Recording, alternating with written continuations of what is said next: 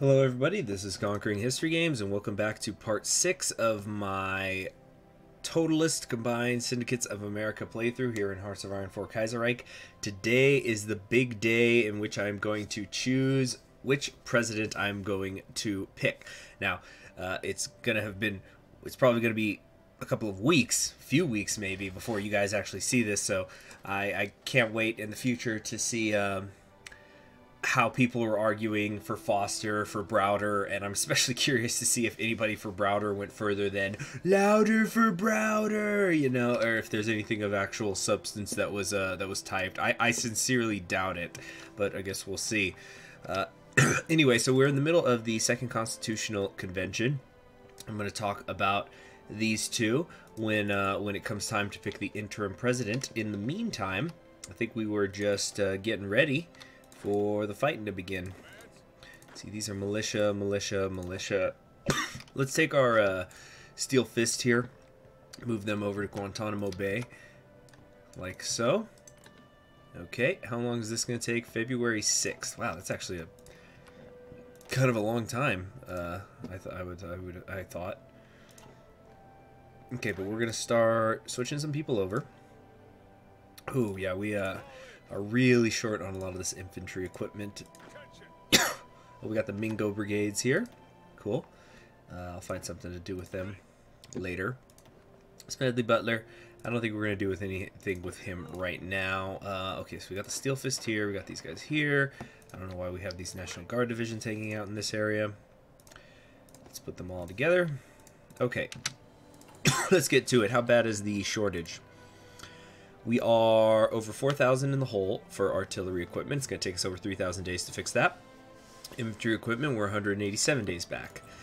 Am I not making any artillery or something? No, I am. Just not very much of it. I think what we could do is we can just pull this back a little bit. Okay, we've got some anti-tank guns getting made. A lot of this stuff here and there and everywhere. Let's do that. Okay, that should redistribute everything a little bit better. Okay, now we're already down to just 841 days. We could improve the workers' conditions right away, which would make sense since we are the Combined Syndicates of America, but no. We're going to need a lot of political power for a lot of other things, so we are going to wait on that for just a while. Okay.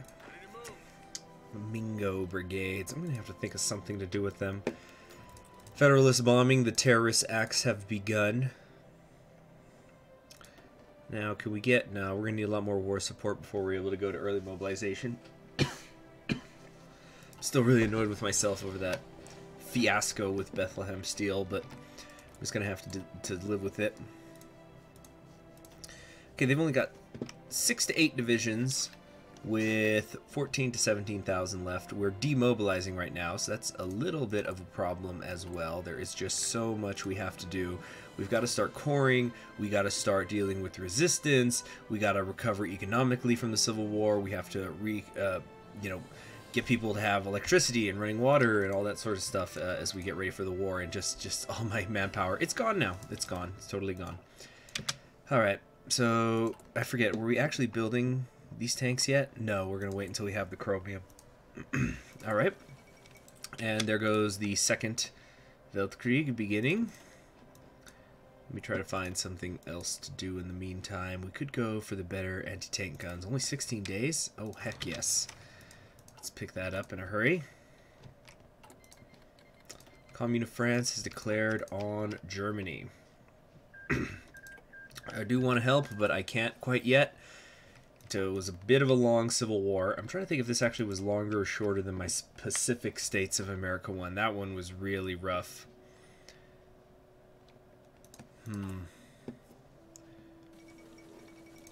War as hell. 629 days on the artillery. 186 days on the infantry equipment. Yeah, we'll be ready to go before you know it. I'm feeling pretty confident. Oh, the demobilizing sucks though. At least we can go to early mobilization. 100 factories being used up by consumer goods. Can you believe this? But at least we've got 2 rows of things going. So we're fixing up Missouri right now, and I think we'll be all right. We're gonna get everything set up in the end. we need better reconnaissance companies, perhaps? Yeah. Sorry about the coughing. I just kind of seem to have something stuck in my throat today. Alright, Second Constitutional Convention has begun. Now we can hop to it. Let's start rebuilding the country. I want to at least get back down here to begin Reconstruction so I can start coring. The Great American Revolution is over, but unless something is done, the wounds we have torn open in this country will continue to fester and bleed. We must work with haste to build up an egalitarian, equal, and enduring America from the ashes of the old. So we're going to work on that while we do these events. The Constitutional Convention begins. Today, delegates have gathered from across the country in the city of Philadelphia, as the Second Constitutional Convention is convened in order to draft a new and better constitution for the country. While various factions have formed to help push for one view or another, everyone is excited to see what the new constitution will bring. The city of Philadelphia itself is celebrating the occasion for all men and women within the city. Workers of America, unite. So Jack Reed's going to step down now. All right. So we're going to be frozen for a bit. How bad is the shortage? We're still demobilizing. This is going to be a rough one. But recruitable population factor is going to go up by 10 just for finishing rebuilding the country.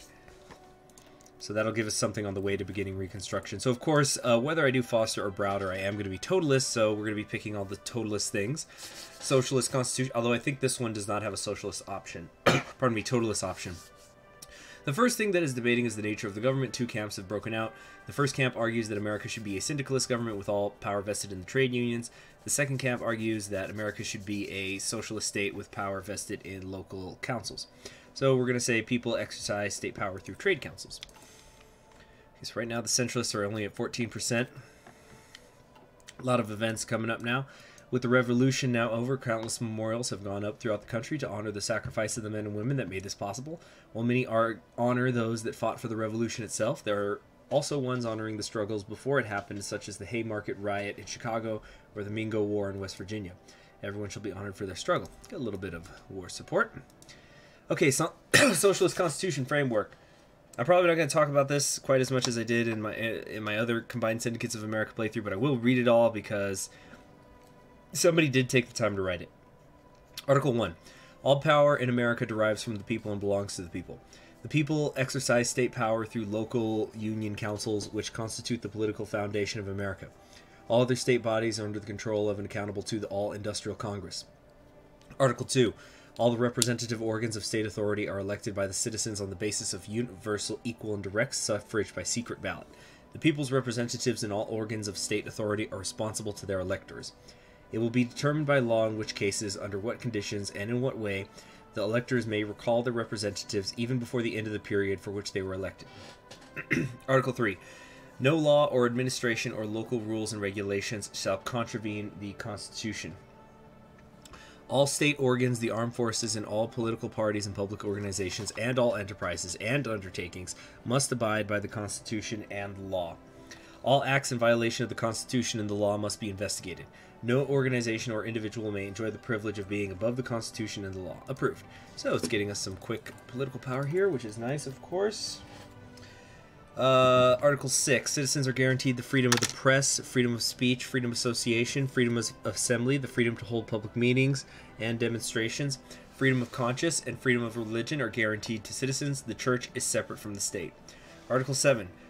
Women have equal rights with men in all fields of state, economic, and social political life. Women have the right to the same pay as that received by men for the same work, and as workers or employees, they enjoy special protection. The state especially protects the interests of mothers and children by the establishment of maternity hospitals, children's homes, and day nurseries, and by the right of mothers to a leave with pay before and after childbirth. Article 8. Citizens of America are guaranteed inviolability of the person. No one may be arrested except by a court decision or on the warrant of procurator.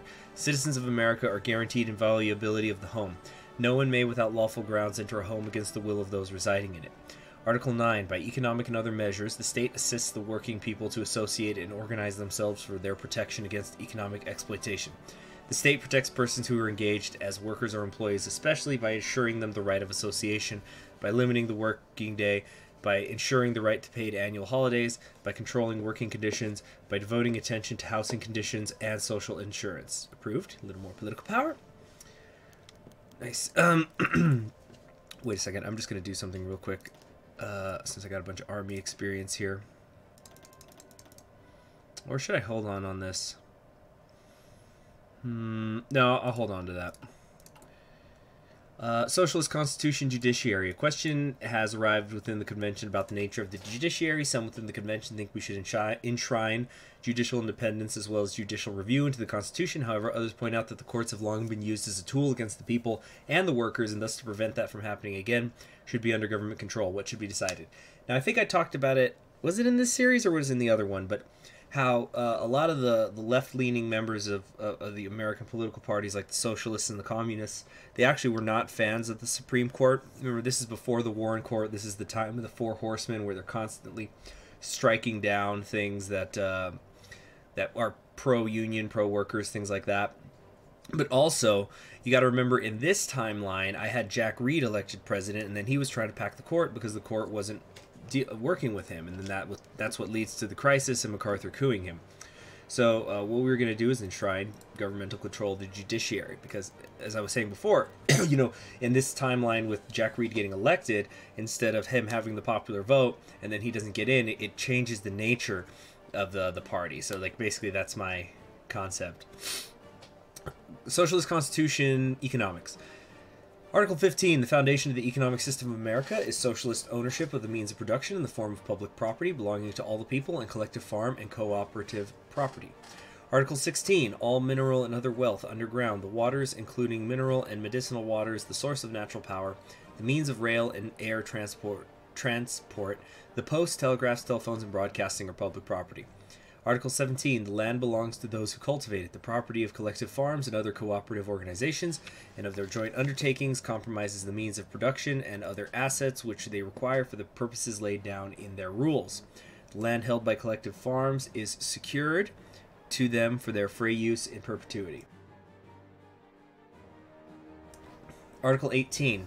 Private property and private initiative in economy are guaranteed. The inheritance of private property is guaranteed. The right of inheritance is regulated by law. No person is permitted to use the right of private property to the detriment of the people's community. The existence of private monopolistic organizations such as cartels, syndicates, trusts, and similar organizations created for the purpose of dictating prices, monopolizing the market, and damaging the interests of the public economy is forbidden.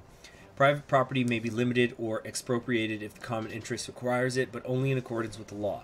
It will be determined by law in which cases and to what extent the owner shall be compensated. Under the same conditions, individual branches of a national economy or single enterprises may be nationalized by law if the common interest requires it. Approved. Okay, Congress and the President. The Constitution will favor the President. Socialist Constitution, centralization or decentralization. Of course, we're going to be wanting to do centralization. Socialist Constitution capital, one of the last things to be decided is the capital of America. While many are advocating for Washington, D.C. as the capital, it was the old capital and easily fits that purposes. Others are advocating for Chicago, Philadelphia, and New York City. We are going to go with Philadelphia, which we should get the change. There we go. The Constitutional Convention has finally come to an end, and the new Constitution of America has been written. However, despite this, now comes the real work of rebuilding the country. Now we're going to choose our interim president. Drum rolls, dramatic music. Here we go. Here we go. Okay, interim president. At the final day of the Congress, John Silas Reed, better known as Jack Reed, announced that he would step down as leader of the country, announcing that his health had been deteriorating due to the stress of guiding the revolution, and that he wishes to spend his final days with his wife Louise Reed and his daughter. Moreover, he emphasized that his role was to see the country through to the revolution, but a new leader needs to lead it now. So while the country prepares for a proper election, whom shall become the interim president? Alright, so we're time to talk about these people for a little bit. So the two main candidates, obviously we're not going with Flynn or Thomas. You've got, incidentally, what is the popularity of the Totalists right now? They're up to 44. Not bad. Could be better, but not bad. So Earl Browder was born in Kansas in the 1890s. When he was only 15 years old, he joined the Socialist Party of America, spent some time working as a bookkeeper, And then as he started to get more politically minded, he actually lost his job. And he eventually becomes a founding member of the Communist Party of America in 1919. He had spent some time in prison. This is talking about in our original timeline. Of course, the United States didn't enter World War I in this timeline, but in our timeline, though he was initially a member of the Socialist Party, and he thought that it was imperialism that had caused World War I, he ended up getting arrested because he was in opposition to the draft. After he got out of prison, he just kept doing it, and then he got thrown into prison again. So then fast forwarding to 1919, he founds the American Communist Party, along with other very notable leftist figures, such as Elizabeth Gurley Flynn, who, as you can see, is over here, Benjamin Gitlow. Actually, I'm trying to remember, is Gitlow still a potential leader? I know he used to be before 0.8. But yeah, James Cannon, Gitlow, Max Schottman, and people like that. And the Communist Party actually ends up becoming more popular than the Socialist Party under him. He would be editor for the communist newspaper known as the Labor Herald, and he was made general secretary of it in 1930. Now, the person he had been replacing was, well, I shouldn't say he was replacing him. He wouldn't replace him for a couple of more years, but Browder in the 1930s would end up replacing William Foster as the head of the Communist Party of America. So Foster had been born, he was about 10 years older than Browder. He was born in Massachusetts in 1881, had 22 siblings, most of them who died when he was a kid. Foster had been working a lot of menial jobs in Pennsylvania, in New York. He traveled a lot. He also was a member of the Socialist Party, joined it when he was 20, and just held lots of working class jobs: dock worker, cook, seaman, farmhand, metal worker, trolley car conductor, air brakeman, car carpenter, etc., etc. And was a member of the IWW, being the International Workers of the World. Also spent some time in prison for speaking out against the wrong people, basically. Now, even though he was a member of the IWW, he felt that it should have disbanded so that it could then become part of the American Federation of Labor, which was, you could really say, is probably the most powerful labor organization in the history of the United States, but it was generally more conservative than like the IWW. So he believed that the IWW should just merge itself into the or its members should go into the AFL, American Federation of Labor, so that they could change it from the inside. And in fact, he would leave it, and he would do the thing that he said people should do, and he would leave the IWW so he could join the AFL. He was a supporter of John Lewis, who tried to defeat Samuel Gompers as president of the AFL. Now, I believe that Samuel Gompers, that's a whole other story, but he was president of the AFL every single year until he died in the 1920s. But so he's hanging out in the AFL when Browder tells him in the 1920s, I know I'm jumping around a lot in the timelines, that they should go to Moscow for a conference. And afterwards, Foster ends up joining the American Communist Party. At the time, James Cannon was the party chair. And but Foster ends up getting a bit of a following, and he runs for president in 1924 with Benjamin Gitlow as his vice presidential candidate, but they only got about 38,000 votes. For scale, Robert La Follette, who I think is somebody you could also elect if you go Federalist route, of the Progressive Party, got almost 5 million votes, or aka 16.6% of the votes. And eventually Foster ends up becoming leader, but he has that heart attack and Browder takes over. Browder would also later be replaced by Foster. And I'm going to talk a lot more about these guys as we go through this, like both of them, no matter who I pick. And anyway, time to make my decision. And I made this decision a while back, especially from when you guys are watching this. And it is going to be William Z. Foster. William Zebulon Foster himself. There he is. He's so happy he did it. Let's actually read a little bit about his biography here. I probably should have selected him first and then talked about them both, but a radical labor organizer who spearheaded the syndicalist movement in America, William Z. Foster has practically become a legend on the American left. His leadership in the strikes of the early 20th century and his commitment that the Socialist Party of America adopt syndicalist policies has cemented him as one of its chief ideologues.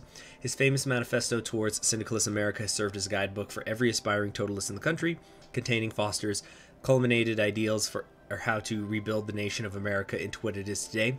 With the recent victories of the authoritarian wing of the combined syndicates, Foster was uplifted to lead the new nation with manifesto in hand and a bellowing voice. He has become the epitome of the vanguard. I don't know about a bellowing voice. Then again, I've only ever heard one. It was like a 1 minute long recording of his voice. I wouldn't call it bellowing. But of course, the Towards Syndicalist America is a play off of the other book, the book he actually wrote in real life, Towards Soviet America, which I'll talk a little bit about over the course of this campaign. See, over in my other Combined Syndicates of America run, I've been talking a lot about the generals and the ministers and things like that. But here, in this one, I'm mostly just going to be talking about Foster and Browder. In fact, probably almost exclusively just about Foster and Browder. Okay, we could solidify control. Not worth it, though, because it's not going to quite get us where we need to be. But we're going to get rebuilding the country. Look at that. We got a little manpower, and it's gone. And it's gone. Okay, so how much time do we have until the invasion of Cuba? We need to think about joining the Third International. They are having a little bit of trouble over there, to say the least. This is tough, so we gotta go help them out. But we also need to, you know, we can't really help them out if we don't have manpower. So a lot of issues we're facing. Build the country. Come on, come on, come on, come on, come on, come on. What are we going to need to get to partial mobilization? 25% war support. Okay, I was just making sure on that. We're still demobilizing. Damn. We could go right for Reconstruction, but I think it might be better if we do Union of Socialist American States first. 50, 50. Alright, well, let's just hurry this up. And a bit faster construction is sure not going to hurt. Okay, we got the rebuilding America thing done. We can now also go to partial mobilization. So the authoritarian is ascendant as the petty squabbles of the Constitutional Convention have ended in a favor of a strong and stable central government. The USAS will show the world that the Civil War has done nothing to reduce nations' strengths and influence. It has merely been redirected to the new revolutionary causes of vanguardism. And so we're going to get our name change here soon. Alright, we're already down to just 87 consumer good factories being used. We got 3 rows going now. Very good. We're still demobilizing, though, even with the additional 10%. So after this, I think we definitely have to come over here to begin Reconstruction. Unfortunately, this doesn't give me any political power, so we've got a lot of problems. I think we're about 2 months, give or take, away. February 6th. You're about 2 months and a little bit of change away from attacking Cuba. Now, let me start talking about what the goals are for the campaign. We are going to be renaming ourselves to the Union of Socialist American States. There's an awful lot of American states, as you can see. There's Argentina and Chile and the Confederation, etc., etc. These are all Americans, aren't they? So, we need to union them. Create one big union. So that is going to be the goal of this campaign, is to get North and South America as part of the Union of American Socialist States. Okay, so of course we're going to want to try to keep the Third International alive, because it's going to make things a lot easier for us, especially because Argentina is part of Germany's pact. Okay, this is the thing about that book that with the censoring over the killing of people during the Civil War. We're going to say Hemingway is right. It's going to give us a little bit more stability, but also lower the popularity of... Oh man, maybe I should solidify control.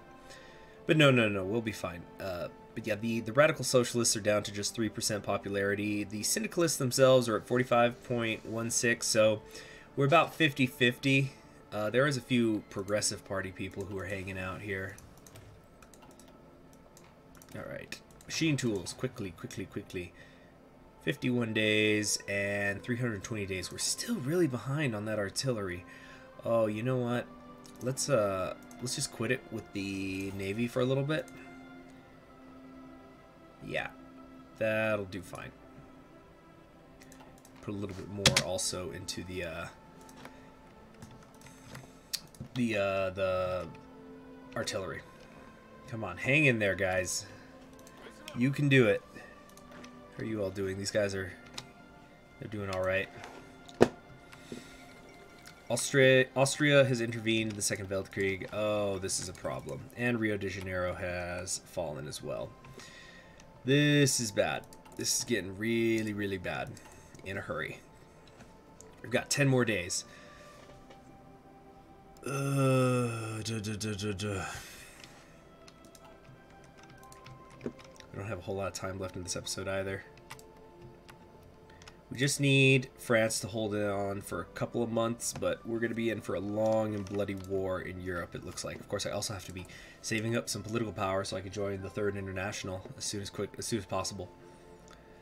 Then I need to think about also war economy. We are just, as soon as we got political power, we're going to be spending it constantly. Alright, we've made the switch, Union of Socialist American States. So now we can join the Third International as soon as I have got 50 political power. But we need to also begin Reconstruction. The Civil War has blasted our country to pieces. Large parts of the rural country are naught but mud and ashes, while countless cities have been reduced to smoldering rubble. We shall set to work developing new housing and infrastructure as soon as possible. Okay. In the meantime, I probably should just switch some of these over to militia so that we could get manpower back. Yep, there we go. Draining quickly. 1 month to go for the war in Cuba. We might do that this episode.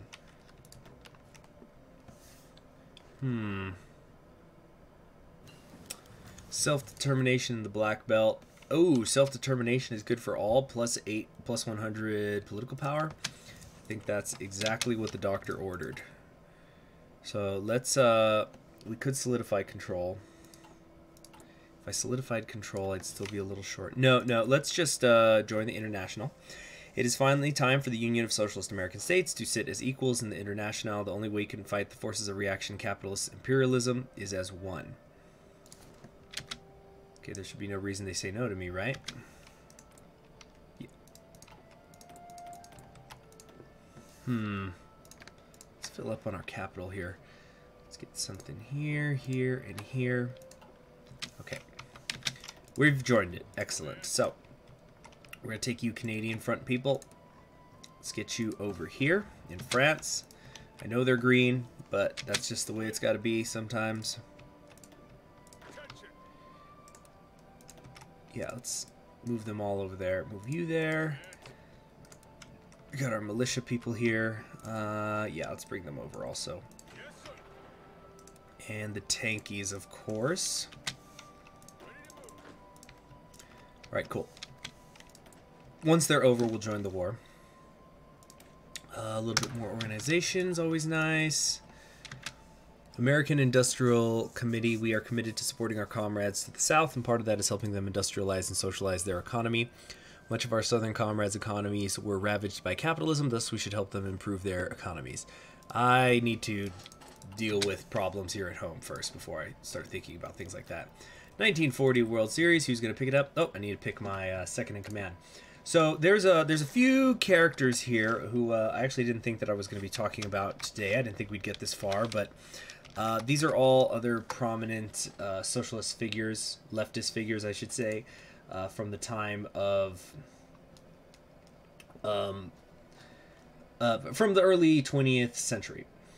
So Ballum, for example, was one of the founding members of the Communist Party of America, but I think that he ended up leaving it. I might actually be thinking about somebody else, but he ran for governor, he ran for senator, he ran governor for a couple of different states, actually. Ran for Congress, things like that, always failing. Then you've got people like William Winstone, who I think is also another possible character who could be... I think that you could pick him. But let's actually look at what their effects are. So John Balaam, ambitious union boss, more factory output and daily political power gain. That's pretty sweet. Jack Schulman, chairman, less political power gain, but faster military factory construction speed, more factory output, more resource gain efficiency. We've got Jay Fox, who's going to lower my stability quite a bit, but increases daily political power gain even more than twice as more as John Balaam. And William Winstone, who's going to give me more war support and stability, but lowers my daily political power gain. Okay, I really don't like this one. Yeah, I don't think so. Of course, he's an important guy. He was a member of the Communist Party of America as well, not to be confused with Communist Party USA, and served as its executive secretary. Well, you know what? I think I'll make my choice in the next episode. But these three, they're all definitely bringing something nice to the table. I'm probably gonna do Ballum, but we'll just have to see. Thanks for joining me. I can't wait to see how upset everybody is in the comments, because louder for Browder. Oh, yes. It's going to be a fun campaign. I'll see you in the next one. Have a great day. Bye.